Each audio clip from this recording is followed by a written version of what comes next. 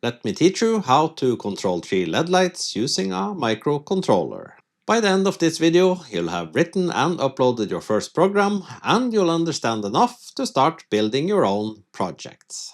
These boards come in all shapes and sizes.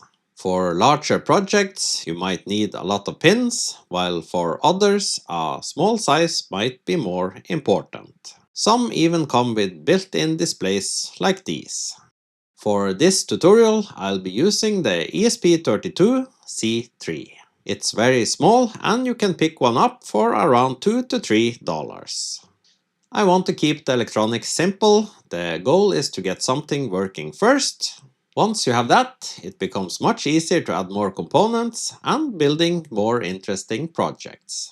If you want to follow along, you'll need a breadboard, an ESP32-C3, 3 220 ohm resistors, 3 LEDs, a few jumper wires, and as a bonus I'll also show you a second example later, and for that you'll also need a tactile push button like this one. I made this simple schematic showing how everything is connected. We'll start by placing the microcontroller on the breadboard. Each vertical group of holes on the breadboard is connected internally. So this pin on the ESP32 connects to these holes, this pin connects to these, and so on. Along the side of the breadboard we have these longer rails. These are normally used to distribute power and ground to the components. Let's start by connecting the ESP32's ground pin to the ground rail. Next we'll add the 3 LEDs. The short leg is the negative side, so we'll connect that side of each LED to ground. The resistors limit the current through the LEDs, protecting both the LEDs and the ESP32 from too much current. Finally, we connect the other side of each resistor to 3 GPIO pins on the ESP32. Now that the hardware is done, we need a software that will allow us to write a program and upload it to the ESP32. The software we'll use is called Arduino IDE and it is free to download. We first need to make sure it has support for ESP32 controllers. On the left side, click this button to open the boards manager, search for ESP32 and look for the package made by Espressif Systems. Click Install to install it. In my case, I already have it installed, so I'll just update it to the latest. I've prepared the code we need and I'll quickly explain how it works. We start by giving our GPIO pins some easy to understand names. So instead of referring to GPIO 0 throughout the code, we can simply call it LED R. We basically need just 2 functions for this example. The first is setup. This runs once when the microcontroller starts, and here we configure our 3 GPIO pins as outputs. The second function is loop, and as the name suggests, everything inside this function will keep repeating until the device is powered off. We start by turning on the red LED using the digital write function. High turns the output on, while low turns it off. We then add a delay of 500 milliseconds, which is half a second. Next we turn off the red LED, turn on the green LED and wait for another half a second. Then we do the same thing again, switching from green to blue. That's all the code we need. Connect the ESP32 to your computer using a USB cable.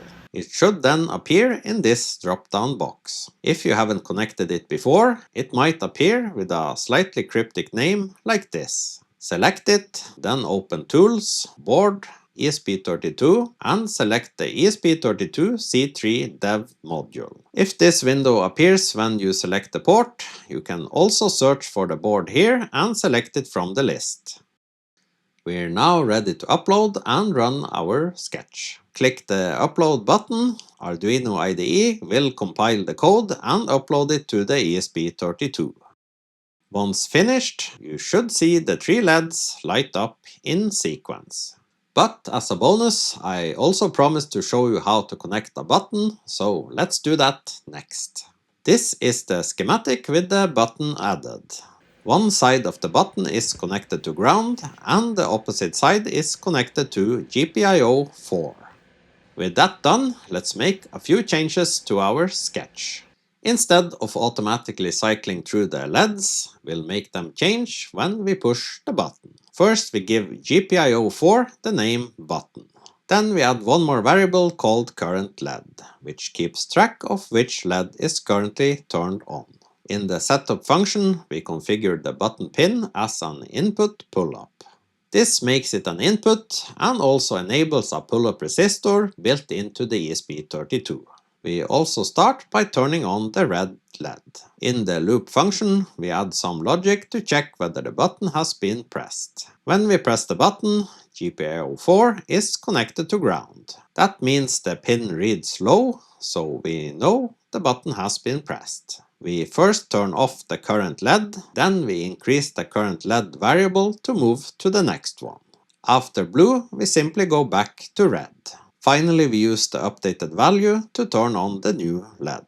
We'll also add a short delay so that a single button press doesn't cycle through the LEDs too quickly. Let's upload the updated sketch and see if it works. And there you have it. Two very simple examples to help you get started with ESP32 microcontrollers. If this was helpful, let me know in the comments. Thanks for watching.